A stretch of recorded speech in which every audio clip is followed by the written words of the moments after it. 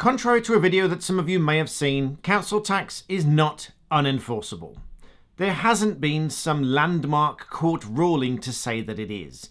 No court and no judge has suddenly lifted some air of mystery and secrecy to reveal that it's just not enforceable. That's just not happened, and that is just not the case. So, Merry Christmas, but sorry to disappoint you. Those of you that believed certain videos in that you wouldn't have to pay your council tax and that it's not enforceable, this video is mistaken, and you should not place any reliance upon it. Now, as the saying goes, a little knowledge is dangerous. Now, this video in question has misinterpreted a guidance document for the Justices Clerks Society. And this sets out the guidance for Justices Clerks to magistrates, on how they deal with liability order applications. Now, the clue is in the name, that a liability order is an order of the court. But let's take a quick look at this clip of a video, and then I'll explain why it is, with all respect, plain wrong. This is and I've shown this before, this is the Justice Clerk Society Procedure in Liability Order Applications. Number 4 is the important bit. It says, the order is made when the presiding judge pronounces it, and it is recorded in the court register. Since repeal of the prescribed order, there has been no court-produced order. So in other words, the judge pronounces it, but since the repeal, there has been no court-produced order. So there's no bit of paper, basically. It seems now a judge has ruled that you need to produce the court order. But there is no order, because he only says it at the hearing, and that is supposed to be good enough because it will speed things up. Now, what this document, and specifically paragraph 4, actually means is that when a magistrate pronounces an order, it is recorded in the court's register of orders. You see, the court holds a register of all county court judgments. But since the repeal of the prescribed order, which was a standard order that was used routinely in the courts, since that was removed, there has indeed been no written produced court order. But that doesn't mean that the order doesn't exist.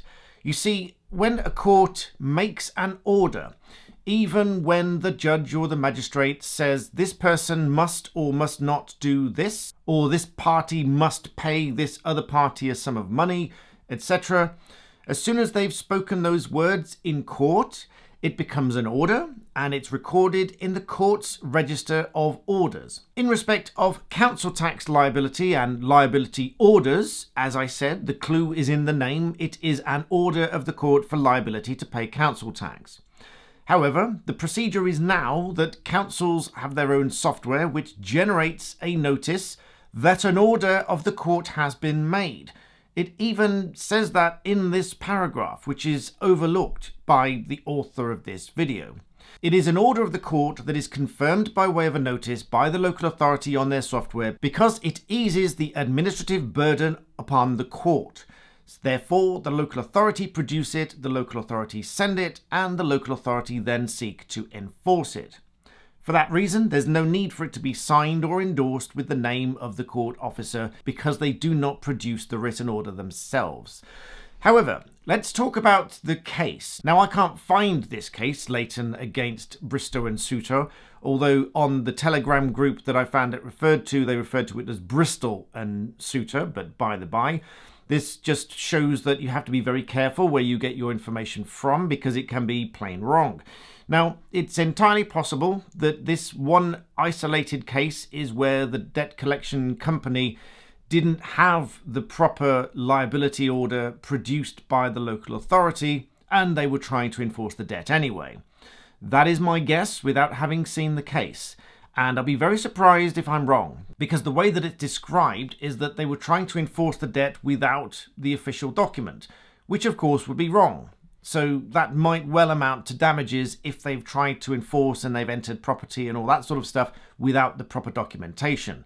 But coming full circle, One, that doesn't mean that this is somehow a landmark case that affects everything.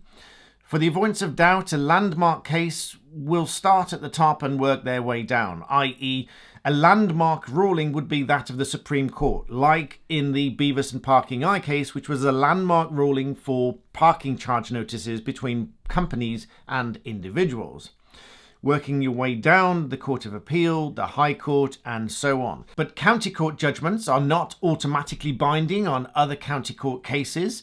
They are very much more persuasive if it is a circuit judge that is making the order in a county court case. And in that case, it could be that the circuit judge is saying, I'm hearing these issues, I'm making a determination that other county courts should follow, and they almost certainly will follow it because a circuit judge's decision in the county court is going to be authoritative over other county court judgments, even though they will still hear the cases on their own merits.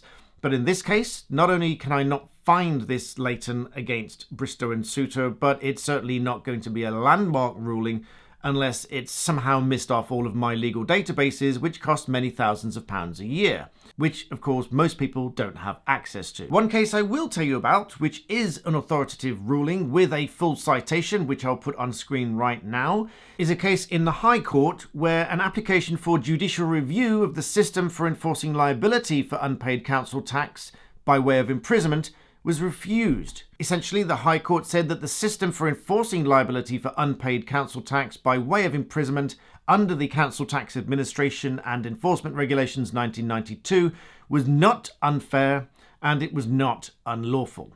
That is a landmark ruling because it ruled that this system of imprisonment as part of enforcement for unpaid council tax was not unfair and it was not unlawful. So once again, as I always say, be careful what videos you rely on to get your information from, because I even say that my videos here can't be taken as legal advice because I don't know your specific circumstances. Just like the case of Leighton and Bristow and Souter, if it's the case that they didn't have the document, then that might be one argument.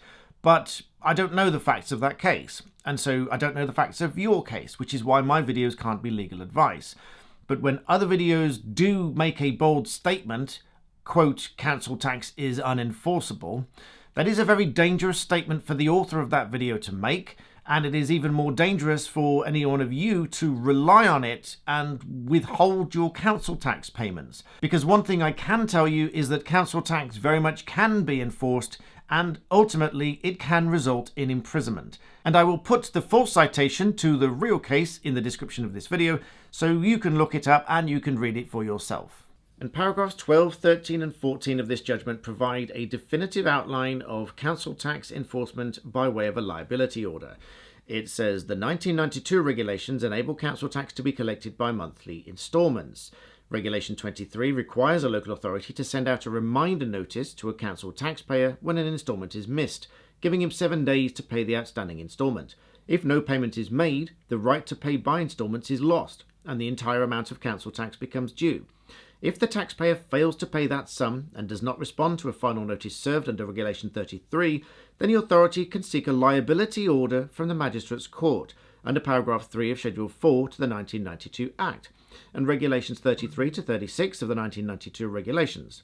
An application for such an order by way of a complaint and on at least 14 days' notice, so the person alleged to be liable has an opportunity to pay the debt or make such representations as he wishes to make. In England, paragraph 3.5 of the Secretary of State's guidance specifically requires a local authority to take all reasonable steps to exhaust all other options before seeking a liability order. At paragraph 13, a liability order confirms the amount of outstanding debt and the identity of the liable person. It is in many ways the equivalent of a judgment, which can be enforced in many of the ways set out in Regulation 52 of the 1992 Regulations, i.e.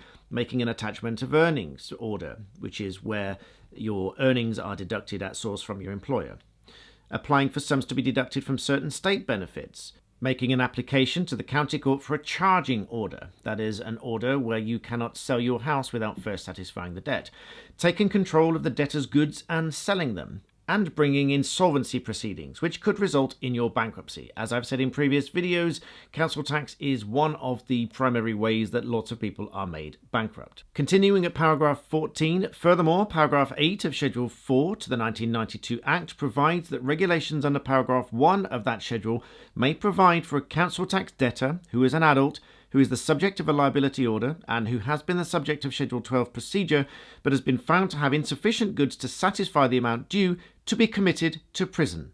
That paragraph sets out in some detail the procedure for such committal for which regulations may provide. For example, paragraph 8.3c gives power for regulations to include provision allowing remission of payments where no warrant is issued or term of imprisonment fixed. And suffice to say, the claimant in that case was committed to prison for 81 days for falling into arrears with their council tax payments. Obviously, there is usually some element of willful withholding of those council tax payments, and so ultimately they ended up in prison for 81 days. So please be careful what you rely on. There's a lot of misinformation out there, and with all respect to all of the creators and authors out there, my videos are one of the few that comes from a qualified professional. So with that, I'm sorry to be the burden of bad news that council tax has not been ruled unenforceable. There is no landmark ruling before Christmas to relieve everybody of council tax. As I often say, if it sounds too good to be true, it's probably too good to be true. And this is certainly one of those cases because this is, frankly, pure nonsense. But nonetheless, Merry Christmas, and I'll see you next time.